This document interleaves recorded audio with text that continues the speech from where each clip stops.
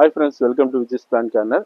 நம்ம மாடி தோட்டத்தில் என்ன நம்ம வந்து ஏற்கனவே இது லிக்விட் ஃபெர்டிலைசர் நம்ம கொடுத்தது வந்து வீடியோ போட்டிருக்கிறேன். அந்த கொடுத்ததுனால டிஏபியும் லிக்விட் ஃபெர்டிலைசர் கொடுத்ததுனால இங்கே பாருங்க செடி நல்லா இங்கே பாருங்க க்ரோத்தை தளைஞ்சு வந்திருக்குது. பூ பாருங்க எவ்வளோ பூ பூத்துருக்குதுன்னு. இங்கே பாருங்க செடி ஃபுல்லாக பூ, எவ்வளோ பூ இருக்கு பாருங்க செடியில. செடியோட தளைஞ்சு வந்திருக்கிறது பாருங்க. அப்படியே இங்கே பாருங்க எல்லா பக்கம் மொக்கு பாருங்க, எல்லா இதுலேயும் மொக்கு வந்துருச்சுங்க, நிறைய மொக்குகள் வந்துருக்கு. இப்போ நம்ம இந்த செடி இருக்கிறது பார்த்திங்கன்னா ஒரு நம்ம 20 லிட்டர் தண்ணி கேனை தான் நம்ம கட் பண்ணி வச்சுருக்கிறோம். அவ்வளோ சிறுசாக இருந்தாலுமே நம்ம மண்ணுக்கு கொடுக்குற அந்த உரங்கள்னாலேயே வந்து செடி வந்து இவ்வளோ க்ரோத்தாக நல்லா வளர காரணமே நம்ம கொடுக்குற இயற்கை உரங்கள் தான். மண் கலவையும் ஓரளவுக்கு நல்லா இருக்கணும்.